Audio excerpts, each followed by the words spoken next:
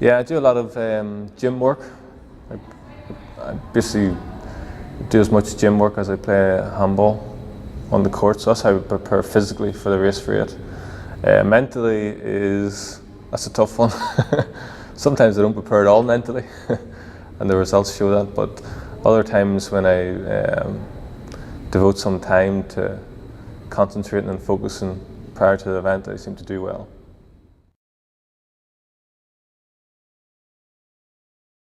Yeah, the 8 players here in Seattle this weekend are definitely the top 8 in the world at the minute. Arguably just missing maybe one. Robbie McCarthy should be in the top 8.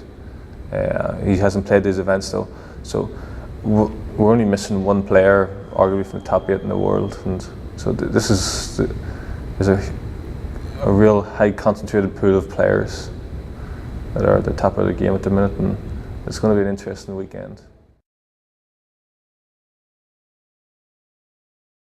I'd like to see Andy Nett do well. I think he's got the most unrealised potential out of all the pros, and once that clicks with him, and once he finds that, I don't know if it's a secret. I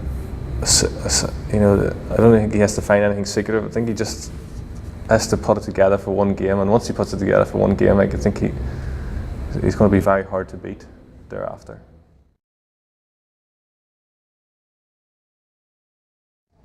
It's not prestige, it's not monetary reward. WPH looks after us and they do the best they can.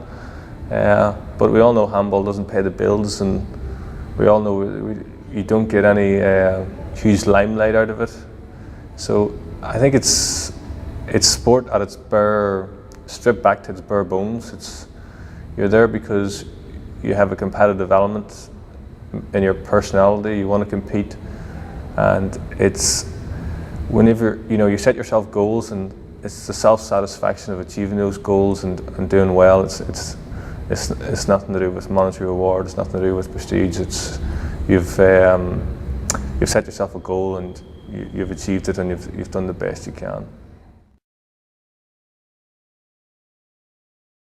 But this year, it seemed to, like, every stop's been right up there. You've had the US Open, and the US Open does what the US Open does. It has the climate, it has the location, it has the backroom staff running the tournament, Gary Cruz and Nadia Alvarado Sr., just to name a couple. So they've done well.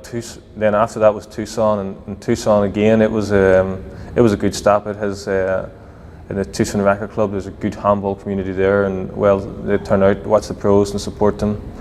Then after that was Houston, and Houston, Texas. It was I like Texas, and Houston, it was a good spot. Again, good handball community. They're watching the games, cheering on the pros, and a lot of side betting going on, which added extra element to things, Then after Houston was Denver. Yeah, Denver was a good spot. Denver was a good spot again. Good handball community, well-run tournament. Good support there for the pros, and Salt Lake City then was the one after that. And again, it's the exact same. Huge handball community there, watching all the pro games. For the pros, whenever you're playing in front of a packed gallery, that's what we want to be playing. That's where we want to be, and every stop this year has produced that in arguably all rounds of the tournament. So the WPH and the pro stop hosts have definitely pulled out all the stops and really put together a good season. When you're there and you're playing in a final, or you're there watching the final and you're in a packed gallery, that's what the sport needs. What did you think of Alaska? Oh, Alaska! I missed Alaska. How did you miss that one? It was pretty much like Salt Lake City. Everything was done like every other stop, and then the guys went a step further and hosted the pros at their house, and drove us from A to B, and they went extra. There was all the stops were great, and then there was some hosts that just went beyond the call of duty.